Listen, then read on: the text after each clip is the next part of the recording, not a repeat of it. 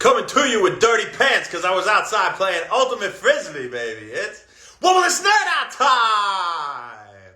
What's up, guys? Happy Womanless Nerd Out time. Happy Saturday. I hope you guys are having a great day. And I had a question that I think a lot of people might have out there. What do I have to worry about with a carnivore diet? Is a carnivore diet really bulletproof? Like I read in a lot of these studies, they say it has all the vitamins and minerals, all the things that I need. I'm getting complete protein and heme iron. It's associated with weight loss, increased muscle mass, improved cognitive function. This is very true in many regards, but this does come with a few caveats. Now, we are getting tons of vitamins and minerals and complete protein and heme iron and all this great stuff, and it's great for body composition, but I don't agree with being fully carnivore, and here are a few reasons. You could be deficient in vitamin C, in vitamin E, in folate, in magnesium, and probably most importantly, fiber, right? So let's talk about each one of these, and let's give you guys some simple adjunct shake that you could have every day that will pack all these nutrients into it if you want to do the carnivore diet and optimize body composition while still being healthy and not deficient in anything, right? So when it comes to vitamin E, we think really nuts and seeds. Now, you have things like pine nuts and almonds and sunflower seeds, for example, that are very high in vitamin E. Okay, so that's one. And again, we'll talk about this specific shake here in a second. When it comes to magnesium, we have yogurt, cheese, and also salmon has a good amount of magnesium. And so, leafy greens and nuts and seeds too, but those are some notable sources aforementioned. And so if you're going to have meat, if you're going to be carnivore, and you're really set full carnivore, incorporate some fish, all right? Now, salmon is really like a superfood if that was a real term, right? Now, aside from magnesium and our vitamin E, we want to make sure we're getting ample amounts of folate. Okay, now folate we find in high amounts in leafy greens. That's always what we think of, but also liver. Right now, make sure if you're having beef liver, which is high in a lot of these vitamins and minerals, has the fat soluble vitamins. Right, also vitamin K, vitamin E, vitamin A. Make sure it's from a grass-fed source. Preferably organic, and you don't want to have it too often because you could get hypervitaminosis A, right? You don't want too much vitamin A. So maybe once in a week, once in, a few days, really at the most. You probably don't want to have it every single day. Too much of anything isn't a good thing. So if you're set on full carnivore, incorporate some liver, right? Other organ meats are good, sweetbreads, things like that, right? Now, when it comes to vitamin C, we all think of citrus fruits. Naturally, that's probably the first thing that comes to mind, right? And it is true, citrus fruits are rich in vitamin C.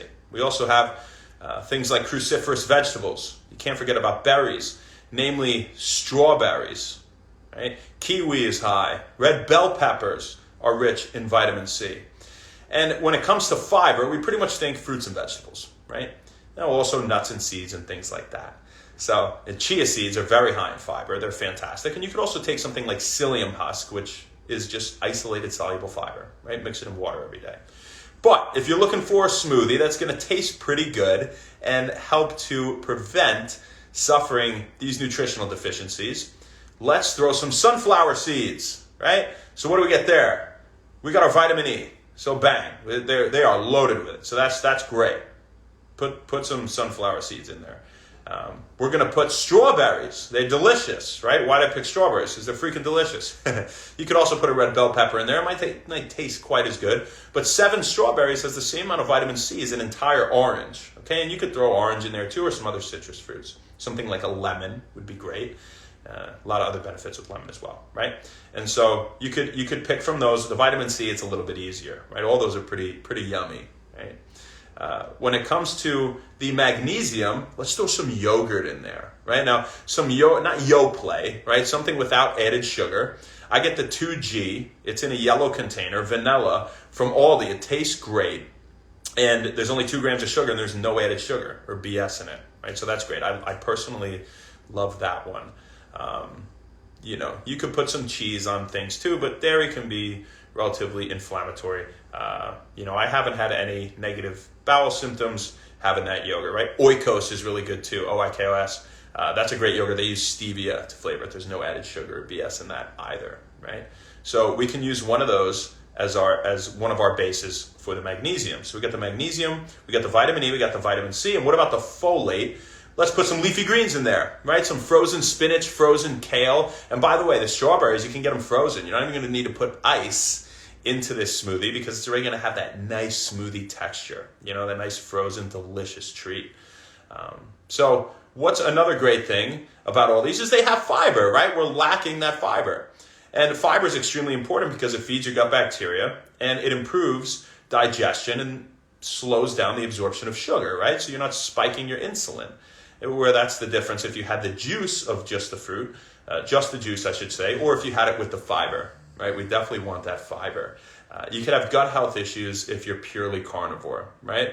So these have fiber, but if you want more fiber, which I recommend typically men get at least, 35 grams around the recommended daily intake. Women around 25 for the most part, grams in a day. And you could take chia seeds.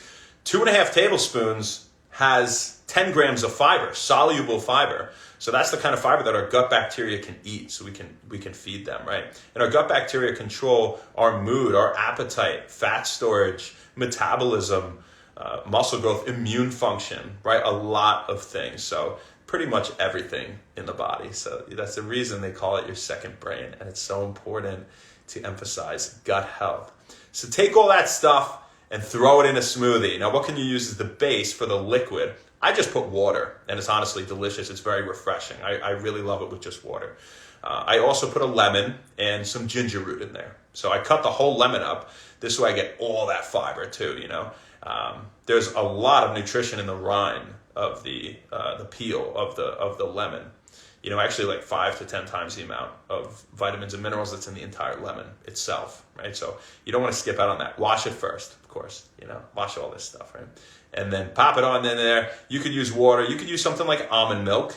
You could use kefir is great. Kefir has the probiotics as well, so that will also help out with bolstering the gut microbiome, right? Giving you more of those beneficial bacteria. And that's what we got for you guys, I think that's a simple way that you can get all of the nutrition you might be lacking if you're interested in doing the carnivore diet. So what would be the best time to have this smoothie or this shake during the day? Right after your workout probably, right? Because any of those carbs too could also go towards replenishing glycogen stores or the sugar stores in our body to give us energy for future workouts, right? And to help us prevent breaking down muscle when we run out of sugar, right, when we're working out. And that's under high intensity exercise especially, right, because it requires oxygen to break down fat. So if you're doing intense exercise, you're going to break down sugar first. If you take creatine, you'll use that first for energy before even sugar. The phosphagen pathway comes first. But if you're not having creatine, which you also find in meat and fish in high amounts, right, so you don't have to worry about creatine as much on the carnivore diet, but you can take extra, right? I take an extra 5 to 10 grams every day. And there's some in super use, so I probably add up to about 10 grams a day. And I feel great. If you have more muscle mass, you can take 10 grams. You could also do a loading phase in the beginning where you take 5 grams, anywhere from 4 to 5 times a day for 7 to 10 days if you've never taken creatine, right? But even aside from that, if you are doing intense exercise like drop sets or sprinting or anything where you're, then, when you break down all of your sugar, your body's going to go to amino acids. It's going to break down your muscle because it needs oxygen, remember, to break down fat, and you're not getting enough of it to do so. And so I hope you guys, if you're carnivore out there, don't just only have meat. There's really no reason to have only anything, right? I mean, you don't need this label of diet. I do carnivore, I do this, I do that. Just have a well-balanced diet and focus. You could do a modified carnivore. I focus on a lot of meat. I eat a lot of meat. Now, I don't eat any processed meat, right? That'll increase your risk for cardiovascular disease and diabetes and all sorts of things, right? And obviously added sugars and refined flours and grains and processed foods. But, I don't skimp out on these foods that are rich in vitamin C and magnesium and vitamin E and, folate and fiber, right? So just makes sense, right? You don't need to follow what everybody else does. Make your own diet. That's what we got for you guys. Let's see what we got on here. And then we're going to sing happy birthday to Shax. We'll sing first. Ready, Shax? This is for you.